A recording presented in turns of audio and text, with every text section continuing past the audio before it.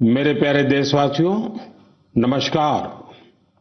आज बहुत पावन दिन पर मुझे आपसे मन की बात करने का अवसर मिला है। आज चैत्र माह के शुक्ल पक्ष की प्रतिपदा तिथि है। आज से चैत्र नवरात्र की शुरुआत हो रही है। आज से भारतीय नववर्ष का भी आरंभ हो रहा है। इस बार विक्रम संवत 2082 शुरू हो रहा है। इस समय मेरे सामने आपकी ढेर सारी चिट्ठियां रखी हुई है। कोई बिहार से हैं, कोई बंगाल से, कोई तमिलनाडु से हैं, कोई गुजरात से हैं। इनमें बड़े रोचक तरीके से लोगों ने अपने मन की बातें लिखकर भेजी है। कई सारी चिट्ठियों में शुभकामनाएं भी हैं, बधाई संदेश भी हैं। लेकिन आज मेरा मन करता है कुछ संदेशों को आपको सुनाऊं। सर्वारिगु युगादि हब्बद शुभाशय गड़ू। अगला संदेश है अंदरी की उगादि शुभाकांक्षलु। अब एक और चिट्ठी में लिखा है संवसार पाड़व्यार्ची परबी। अगले संदेश में लिखा गया है गुड़ी पाड़वा निमित्त हार्दिक शुभेच्छा। हमारे एक साथी ने लिखा है एल्ला वरक्कुम विशु आशम शगल। एक और संदेश है इनिये पुथांडु नल्लवाल थुक्कल। साथियों, आप ये तो समझ गए होंगे कि अलग अलग भाषाओं में भेजे गए संदेश हैं, लेकिन क्या आप इसकी वजह जानते हैं? यही तो वो खास बात है जो आज मुझे आपसे साझा करनी है। हमारे देश के अलग अलग राज्यों में आज और अगले कुछ दिनों में नववर्ष शुरू हो रहे हैं और ये सभी संदेश नववर्ष और विभिन्न पर्वों की बधाइयों के हैं। इसलिए मुझे अलग अलग भाषाओं में लोगों ने शुभकामनाएं भेजी हैं। साथियों, आज कर्नाटका में, आंध्र प्रदेश, तेलंगाना में उगादी का पर्व बहुत धूमधाम से मनाया जा रहा है। आज ही महाराष्ट्र में गुड़ी पड़वा मनाया जा रहा है। विविधता भरे हमारे देश में अलग अलग राज्यों में अगले कुछ दिन में असम में रोंगाली बिहू, बंगाल में पोइला बोईशाख, कश्मीर में नवरेह का उत्सव मनाया जाएगा। इसी तरह 13 से 15 अप्रैल के बीच देश के अलग अलग हिस्सों में त्योहारों की जबरदस्त धूम दिखेगी। इसे लेकर भी उत्साह का माहौल है और ईद का त्योहार तो आ ही रहा है। यानी ये पूरा महीना त्योहारों का है, पर्वों का है। मैं देश के लोगों को इन त्योहारों की बहुत बहुत बधाई देता हूं। हमारे ये त्योहार भले ही अलग अलग क्षेत्रों में हो, लेकिन ये दिखाते हैं कि भारत की विविधता में भी कैसे एकता पिरोई हुई है। इस एकता की भावना को हमें निरंतर मजबूत करते चलना है। साथियों, जब परीक्षाएं आती हैं तो युवा साथियों के साथ मैं परीक्षा पे चर्चा करता हूं। अब परीक्षाएं हो चुकी हैं। बहुत सारे स्कूलों में तो दोबारा क्लास शुरू होने की तैयारी हो रही है। इसके बाद गर्मी की छुट्टियों का समय भी आने वाला है। साल के इस समय का बच्चों को बहुत इंतजार रहता है। मुझे तो अपने बचपन के दिन याद आ गए जब मैं और मेरे दोस्त दिन भर कुछ न कुछ उत्पात मचाते रहते थे, लेकिन साथ ही हम कुछ कंस्ट्रक्टिव भी करते थे, सीखते भी थे। गर्मियों के दिन बड़े होते हैं। इसमें बच्चों के पास करने को बहुत कुछ होता है। ये समय किसी नई हॉबी को अपनाने के साथ ही अपने हुनर को और तराशने का भी है। आज बच्चों के लिए ऐसे प्लेटफॉर्म की कमी नहीं जहां वे काफी कुछ सीख सकते हैं। जैसे कोई संस्था टेक्नोलॉजी कैंप चला रही हो तो बच्चे वहां ऐप बनाने के साथ ही ओपन सोर्स सॉफ्टवेयर के बारे में जान सकते हैं। अगर कहीं पर्यावरण की बात हो, थिएटर की बात हो या लीडरशिप की बात हो, ऐसे विविध विषय के कोर्स होते रहते हैं तो उससे भी जुड़ सकते हैं। ऐसे कई स्कूल हैं जो स्पीच या तो ड्रामा सिखाते हैं, ये बच्चों को बहुत काम आते हैं। इन सब के अलावा आपके पास इन छुट्टियों में कई जगह चल रहे वॉलेंटियर एक्टिविटीज, सेवा कार्यों से भी जुड़ने का अवसर है। ऐसे कार्यक्रमों को लेकर मेरा एक विशेष आग्रह है। अगर कोई संगठन, कोई स्कूल या सामाजिक संस्थाएं या तो फिर साइंस सेंटर ऐसी समर एक्टिविटीज करवा रहे हो तो इसे #माइहॉलिडेज के साथ जरूर शेयर करें। इससे देश भर के बच्चे और उनके माता पिता को इनके बारे में आसानी से जानकारी मिल सकेगी।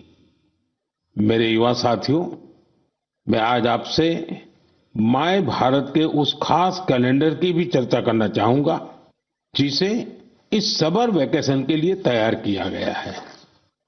इस कैलेंडर की एक कॉपी अभी मेरे सामने रखी हुई है। मैं इस कैलेंडर से कुछ अनूठे प्रयासों को साझा करना चाहता हूं। जैसे माय भारत के स्टडी टूर में आप ये जान सकते हैं कि हमारे जन औषधि केंद्र कैसे काम करते हैं। आप वाइब्रेंट विलेज अभियान का हिस्सा बनकर सीमावर्ती गांवों में एक अनोखा अनुभव ले सकते हैं। इसके साथ ही वहां कल्चर और स्पोर्ट्स एक्टिविटीज का हिस्सा जरूर बन सकते हैं। वहीं अंबेडकर जयंती पर पदयात्रा में भागीदारी कर आप संविधान के मूल्यों को लेकर जागरूकता भी फैला सकते हैं।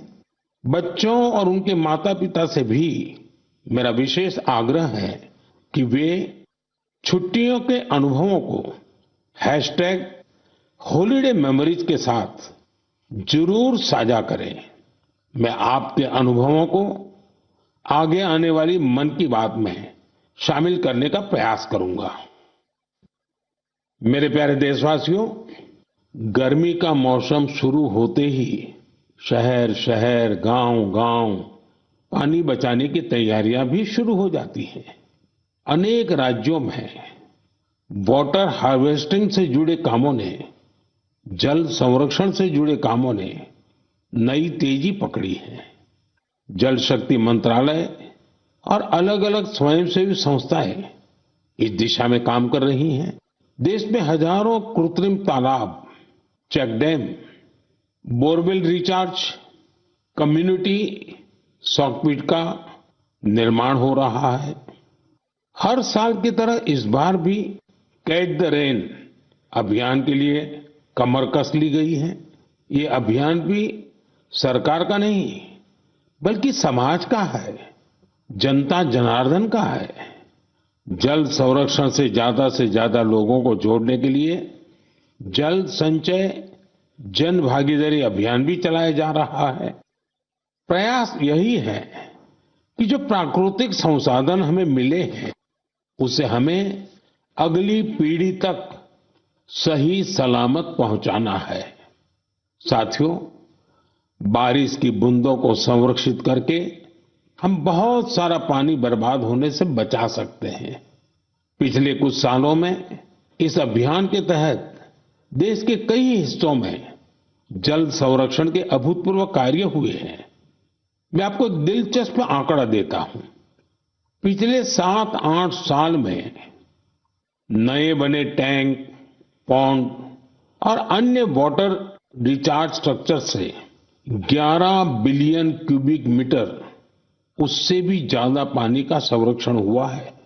अब आप सोचेंगे कि 11 बिलियन क्यूबिक मीटर पानी कितना पानी होता है। साथियों, भाखड़ा नांगल बांध में जो पानी जमा होता है उसकी तस्वीरें तो आपने जरूर देखी होगी। ये पानी गोविंद सागर झील का निर्माण करता है। इस झील की लंबाई ही 90 किलोमीटर से ज्यादा है। इस झील में भी 9-10 बिलियन क्यूबिक मीटर से ज्यादा पानी संरक्षित नहीं हो सकता है। सिर्फ 9-10 बिलियन क्यूबिक मीटर। और देशवासियों ने अपने छोटे छोटे प्रयास से देश के अलग अलग हिस्सों में 11 बिलियन क्यूबिक मीटर पानी के संरक्षण का इंतजाम कर दिया है ना ये शानदार प्रयास। साथियों, इस दिशा में कर्नाटका के गडक जिले के लोगों ने भी मिसाल कायम की है। कुछ साल पहले यहाँ के 2 गांवों की झीलें पूरी तरह सूख गई। एक समय ऐसा भी आया जब वहां पशुओं के पीने के लिए भी पानी नहीं बचा। धीरे धीरे झील घास फूस और झाड़ियों से भर गई। लेकिन गांव के कुछ लोगों ने झील को पुनर्जीवित करने का फैसला किया और काम में जुट गए। और कहते हैं ना, जहां चाह वहां राह। गांव के लोगों के प्रयास देखकर आसपास की सामाजिक संस्थाएं भी उनसे जुड़ गई। सब लोगों ने मिलकर कचरा और कीचड़ साफ किया और कुछ समय बाद झील वाली जगह बिल्कुल साफ हो गई। अब लोगों को इंतजार है बारिश के मौसम का। वाकई ये कैच द रेन अभियान का शानदार उदाहरण है। साथियों, आप भी सामुदायिक स्तर पर ऐसे प्रयासों से जुड़ सकते हैं। इस जन आंदोलन को आगे बढ़ाने के लिए आप अभी से योजना जरूर बनाइए।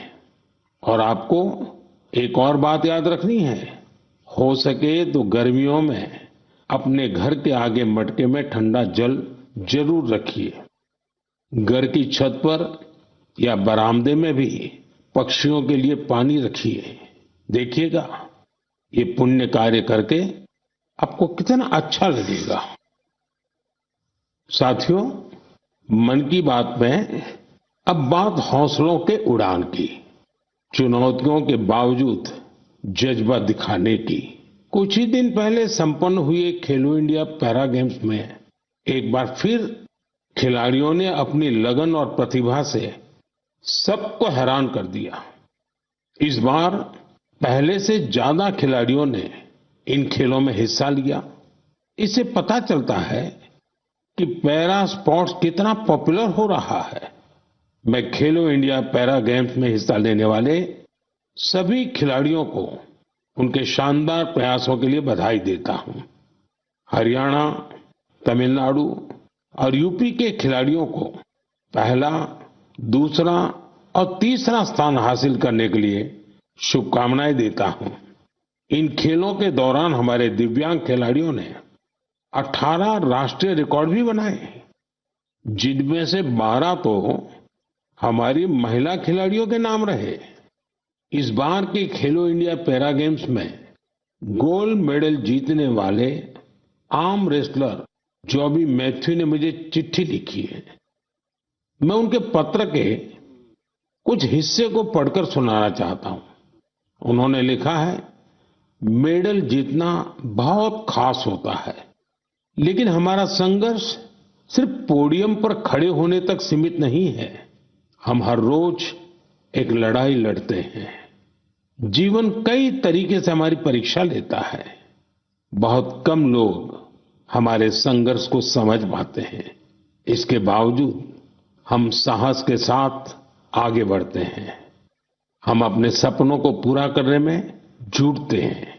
हमें ये विश्वास रहता है कि हम किसी से कम नहीं है। वाह, जॉबी मैथ्यू, आपने कमाल लिखा है, अद्भुत लिखा है। इस पत्र के लिए मैं आपका आभार व्यक्त करता हूं। मैं जॉबी मैथ्यू और हमारे सभी दिव्यांग साथियों से कहना चाहता हूं कि आपके प्रयास हमारे लिए बहुत बड़ी प्रेरणा है। साथियों, दिल्ली में एक और भव्य आयोजन ने लोगों को बहुत प्रेरणा दी है, जोश से भर दिया है। एक इनोवेटिव आइडिया के रूप में पहली बार फिट इंडिया कार्निवल का आयोजन किया गया। इसमें अलग अलग क्षेत्रों के करीब 25,000 लोगों ने हिस्सा लिया। इन सभी का एक ही लक्ष्य था, फिट रहना और फिटनेस को लेकर जागरूकता फैलाना। इस आयोजन में शामिल लोगों को उनके स्वास्थ्य के साथ साथ पोषण से जुड़ी जानकारियां भी मिली। मेरा आग्रह है कि आप अपने क्षेत्रों में भी इसी तरह के कार्निवल का आयोजन करें। इस पहल में माय भारत आपके लिए बहुत मददगार बन सकता है। साथियों, हमारे स्वदेशी खेल अब पॉपुलर कल्चर के रूप में घुल मिल रहे हैं। मशहूर रैपर हनुमान काइंड को तो आप सभी जानते ही होंगे। आजकल उनका नया सॉन्ग रन इट अप काफी फेमस हो रहा है। इसमें कलारियापट्टू, गतका और थांगता जैसी हमारी पारंपरिक मार्शल आर्ट्स को शामिल किया गया है। मैं हनुमान काइंड को बधाई देता हूं कि उनके प्रयास से हमारी पारंपरिक मार्शल आर्ट्स के बारे में दुनिया के लोग जान पा रहे हैं। मेरे प्यारे देशवासियों, हर महीने मुझे माईगॉव और नमो ऐप पर आपके ढेरों संदेश मिलते हैं। कई संदेश मेरे मन को छू लेते हैं तो कुछ गर्व से भर देते हैं। कई बार तो इन संदेशों में हमारी संस्कृति और परंपराओं के बारे में अनोखी जानकारी मिलती है। इस बार जिस संदेश ने मेरा ध्यान खींचा उसे मैं आपसे साझा करना चाहता हूं। वाराणसी के अथर्व कपूर, मुंबई के आर्यश लिखा और अत्रेय मान ने मेरी हाल की मॉरिशस यात्रा पर अपनी भावनाएं लिखकर भेजी है। उन्होंने लिखा है, इस यात्रा के दौरान गीत गवई की परफॉर्मेंस से उन्हें बहुत आनंद आया। पूर्वी उत्तर प्रदेश और बिहार से आए बहुत सारे पत्रों में मुझे ऐसी ही भावुकता देखने को मिली है। मॉरिशस में गीत गवई की शानदार परफॉर्मेंस के दौरान मैंने वहां जो महसूस किया वो वाकई अद्भुत है। साथियों, जब हम जड़ से जुड़े रहते हैं तो कितना ही बड़ा तूफान आए, तूफान हमें उखाड़ नहीं पाता। आप कल्पना करिए, करीब 200 साल पहले भारत से कई लोग गिरमिटिया मजदूर के रूप में मॉरिशस गए थे। किसी को नहीं पता था कि आगे क्या होगा, लेकिन समय के साथ वे वहां रस बस गए। मॉरिशस में उन्होंने अपनी एक बड़ी पहचान बनाई। उन्होंने अपनी विरासत को सहेज कर रखा और जड़ों से जुड़े रहे। मॉरिशस ऐसा अकेला उदाहरण नहीं है। पिछले साल जब मैं गयाना गया था तो वहां की चौताल परफॉर्मेंस ने मुझे बहुत प्रभावित किया था। साथियों, अब मैं आपको एक ऑडियो सुनाता हूं।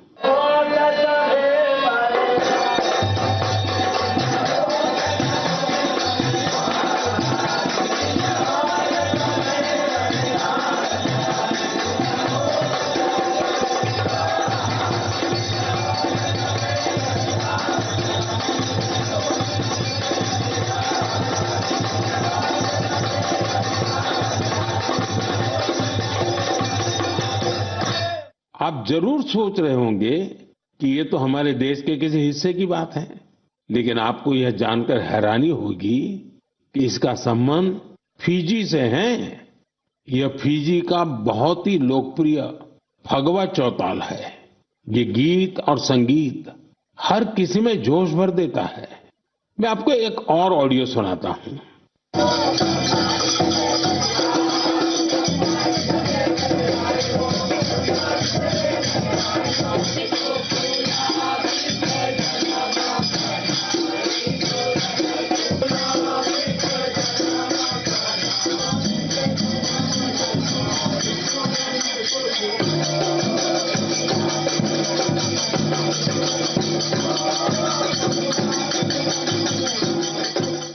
ये ऑडियो सूरीनाम का चौताल है। इस कार्यक्रम को टीवी पर देख रहे देशवासी सूरीनाम के राष्ट्रपति और मेरे मित्र चान संतोखी जी को इसका आनंद लेते हुए देख सकते हैं। बैठक और गानों की यह परंपरा त्रिनिदाद एंड टोबैगो में भी खूब लोकप्रिय है। इन सभी देशों में लोग रामायण खूब पढ़ते हैं। यहाँ फगवा बहुत लोकप्रिय है और सभी भारतीय पर्व त्योहार पूरे उत्साह के साथ मनाए जाते हैं। उनके कई गाने भोजपुरी, अवधी या मिश्रित भाषा में होते हैं। कभी कभार ब्रज और मैथिली का भी उपयोग होता है। इन देशों में हमारी परंपराओं को सहेजने वाले सभी लोग सराहना के पात्र हैं। साथियों, दुनिया में ऐसे कई संगठन भी हैं जो वर्षों से भारतीय संस्कृति को संरक्षित करने का कार्य कर रहे हैं। ऐसा ही एक संगठन है Singapore Indian fine arts society. भारतीय नृत्य, संगीत और संस्कृति को संरक्षित करने में जुटे इस संगठन ने अपने गौरवशाली 75 साल पूरे किए हैं।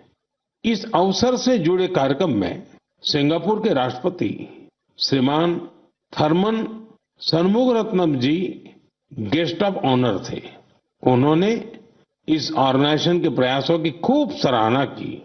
मैं इस टीम को अपनी ढेर सारी शुभकामनाएं देता हूं।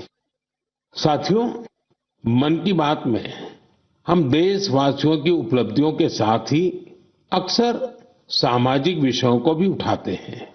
कई बार चुनौतियों पर भी चर्चा होती है। इस बार मन की बात में मैं एक ऐसी चुनौती के बारे में बात करना चाहता हूं जो सीधे हम सबसे जुड़ी हुई है। ये चुनौती है टेक्सटाइल वेस्ट की। आप सोच रहे होंगे, ये टेक्सटाइल वेस्ट क्या नई बला आ खड़ी हुई है? दरअसल टेक्सटाइल वेस्ट पूरी दुनिया के लिए नई चिंता की एक बड़ी वजह बन गया है। आजकल दुनिया भर में पुराने कपड़ों को जल्द से जल्द हटाकर नए कपड़े लेने का चलन बढ़ रहा है। क्या आपने सोचा है कि जो पुराने कपड़े आप पहनना छोड़ देते हैं, उनका क्या होता है? यही टेक्सटाइल वेस्ट बन जाता है। इस विषय में बहुत सारी ग्लोबल रिसर्च हो रही है। एक रिसर्च में ये सामने आया है, सिर्फ 1% से भी कम टेक्सटाइल वेस्ट को नए कपड़ों में रिसाइकिल किया जाता है। 1% से भी कम।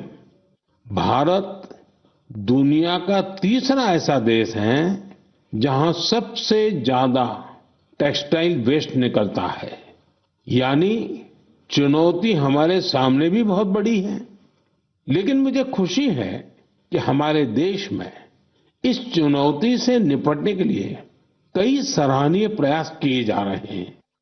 कई भारतीय स्टार्टअप्स ने टेक्सटाइल रिकवरी फैसिलिटीज पर काम शुरू किया है।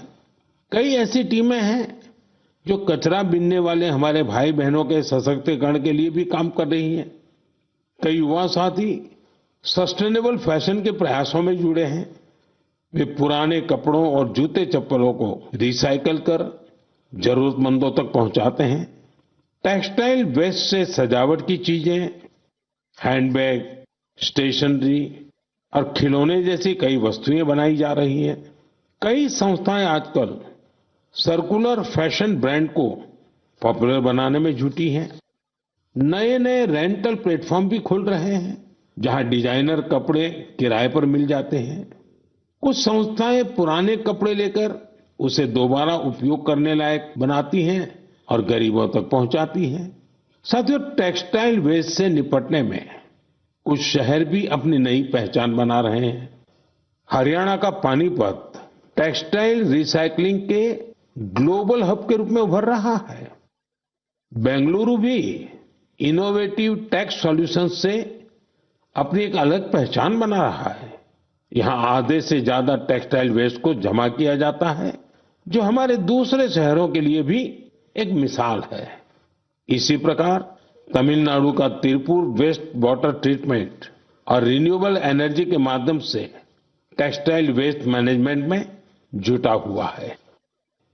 मेरे प्यारे देशवासियों, आज फिटनेस के साथ साथ काउंट का बड़ा रोल हो गया है। एक दिन में कितने स्टेप्स चले, इसका काउंट। एक दिन में कितनी कैलोरीज खाई, इसका काउंट, कितनी कैलोरीज बर्न की, इसका काउंट। इतने सारे काउंट्स के बीच एक और काउंटडाउन शुरू होने वाला है, इंटरनेशनल योगा डे का काउंटडाउन। योग दिवस में अब 100 दिन से भी कम समय रह गया है। अगर आपने अपने जीवन में अब तक योगा को शामिल नहीं किया है तो अब जरूर कर लीजिए, अभी देर नहीं हुई है। 10 साल पहले 21 जून 2015 को पहला अंतर्राष्ट्रीय योग दिवस मनाया गया था। अब तो इस दिन ने योग के एक विराट महोत्सव का रूप ले लिया है। मानवता को भारत की ओर से यह एक ऐसा अनमोल उपहार है जो भविष्य की पीढ़ी के बहुत काम आने वाला है।